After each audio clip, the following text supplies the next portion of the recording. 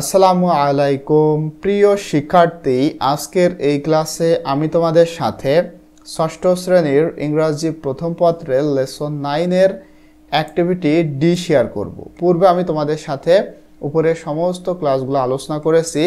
Even এটা হলো 9 নম্বর lesson, 8 নম্বর lesson পর্যন্ত প্রত্যেকটা অ্যাক্টিভিটির ভিডিও কিন্তু তোমরা আমাদের এই চ্যানেলের মধ্যে পেয়ে যাবে। ঠিক আছে, এসেনশিয়াল স্টাডি 360। তো তোমরা যারা সমস্ত ক্লাস দেখতে চাও তারা এখানে এসে দেখো প্লেলিস্ট। এটা হলো তোমাদের সেকেন্ড পেপার গ্রামার শেখার জন্য, আর এইটা হলো ফার্স্ট পেপার। তোমরা যদি এটা ওপেন করো তাহলে এখান থেকে সবগুলো ক্লাস দেখতে পাবে। ঠিক আছে, আর ফেসবুক থেকে দেখতে তোমরা আমাদের এই পেজটি লাইক ফলো দিয়ে রাখবে। তো দেখো এখানে এখন কি বলা হচ্ছে, আমি কিন্তু অলরেডি এটা বাংলা অর্থ সহ লিখেছি। ঠিক আছে, তো দেখো এখানে কি বলা হচ্ছে ওয়ার্ক উইথ আ পার্টনার। তোমার একটা পার্টনারের সাথে কাজ করো। Make a short conversation about is problem. এখানে যে সমস্যাগুলো রয়েছে দেখো, অ্যান ইনসেক্ট বাইট, কোনো একটা পোকামাকড়ের কামড়, তারপরে স্টোমাক এক পেটে ব্যথা, বার্ন মানে পোড়া, স্কিন ইনজুরি মানে ত্বকের ক্ষতি। এইগুলা তোমাকে কী করতে হবে, এইগুলা নিয়ে একটা ছোট কনভারসেশন বা কথোপকথন তৈরি করতে হবে। And it's remedy in the box below, এবং এই প্রবলেমগুলার যে রেমেডি প্রতিষেধক বা ওষুধ সেটা এখানে রয়েছে। ঠিক আছে, সেটা দিয়ে তোমাকে একটা কনভারসেশন লিখতে হবে। তো কিভাবে তোমরা এটা লিখতে পারো দেখো, এখানে আমি অলরেডি লিখেছি বাংলাটা এটা, যে একজন সাথীর সঙ্গে কাজ করো, প্রতিটি সমস্যার এবং তার প্রতিকারের ওপর একটি ছোট সংলাপ তৈরি করো।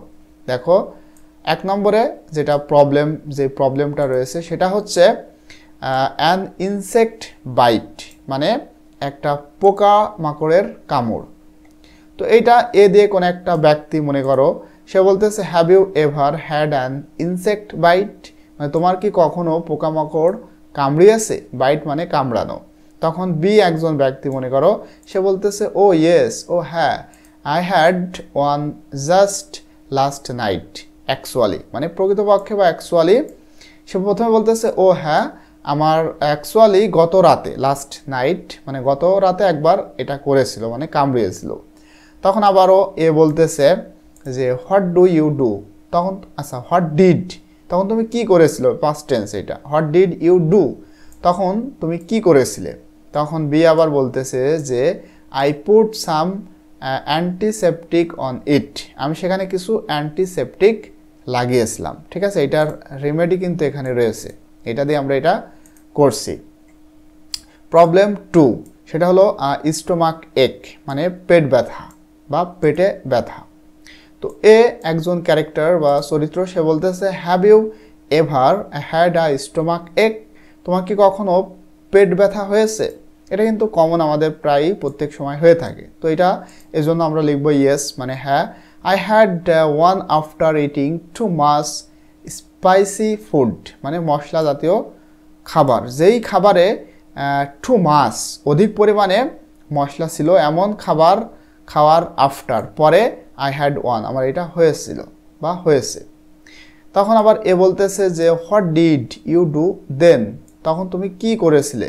তখন বি বলতেছে আই টুক অ্যান অ্যান্টাসিড, আমি একটা অ্যান্টাসিড খেয়েছিলাম। এরপরে প্রবলেম 3 বার্ন মানে পোড়া।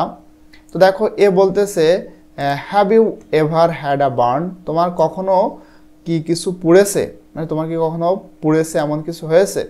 তখন বি বলতেছে যে ইয়েস মানে হ্যাঁ। আই বার্নড, এটা পাস্ট টেন্সে এই জন্য একবারে করছি, বার্নড মাই ফিঙ্গার হোয়াইল কুকিং নুডলস, যখন আমি জাস্ট এটা কিন্তু বোঝানোর জন্য দিয়েছি। ঠিক আছে, তোমরা অন্য কিছু লিখতে পারো।